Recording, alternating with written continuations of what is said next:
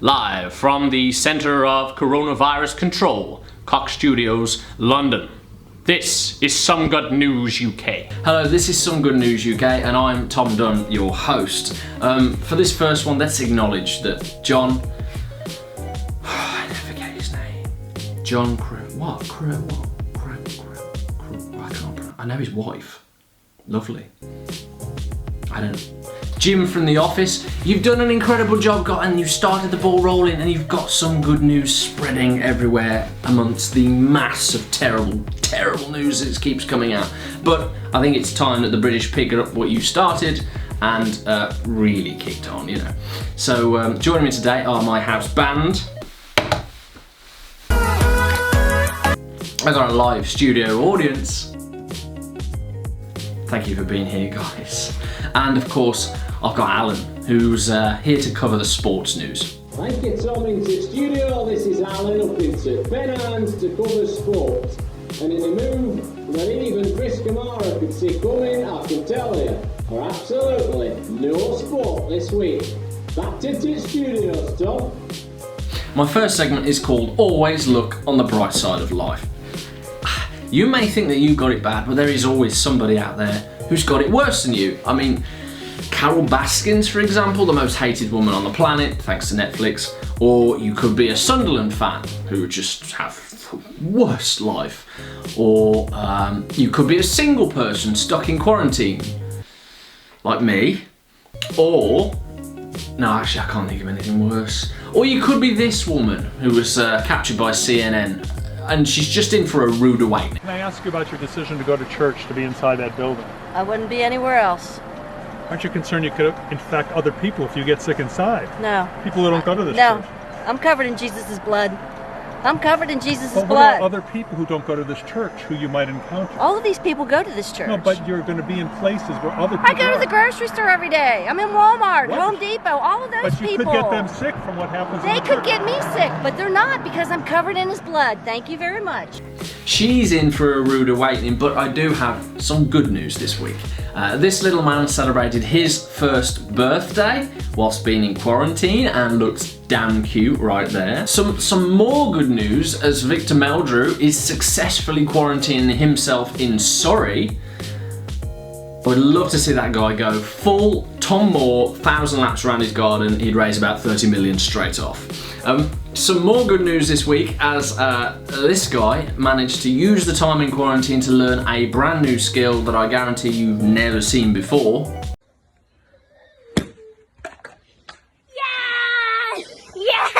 Now, I wouldn't normally call police good news in any way, shape or form.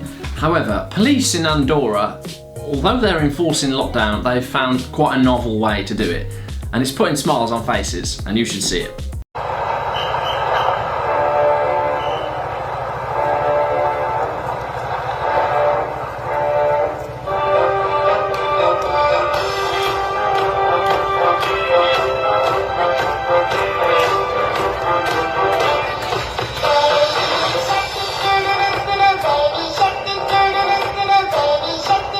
I have to say, the British police are using slightly different tactics.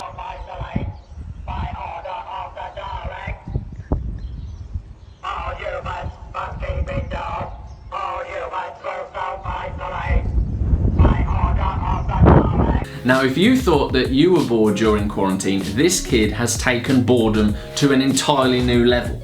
I wouldn't call this good news, but it is funny.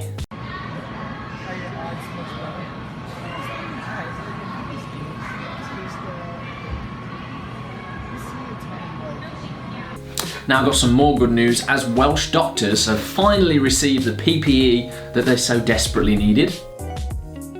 Now, as we're all aware, Jamie Oliver has done his little bit by lining his pocket. Now, I shouldn't say that. I really shouldn't say that. But he's got a TV series on Channel 4 and he's making very elaborate meals out of foods that we can't possibly get from Tesco. And this little girl tried his veggie quesadillas and I'm not entirely sure she liked them. How is it? Good. It looks like you're enjoying yourself. Oh, yeah, that looks like you're enjoying. Okay. Hey, you okay? You I'm okay. okay? She just could not fake the taste. Now, as we all know, going to the supermarket is quite an experience now, and this guy came fully prepared for his journey to Sainsbury's.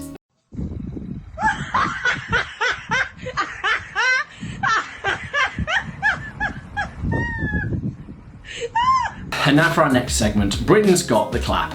I think you can all agree with me, Britain's got the clap right now. Every Thursday at 8 PM, we go outside, we open our windows, we clap whatever we can find, saucepans, hands, hopefully you've got hands, and we acknowledging the great work that our NHS staff and other carers and essential workers are doing right now. But of course we're British, so just because we're in quarantine or lockdown doesn't mean we can't have some fun, like this guy in a bin.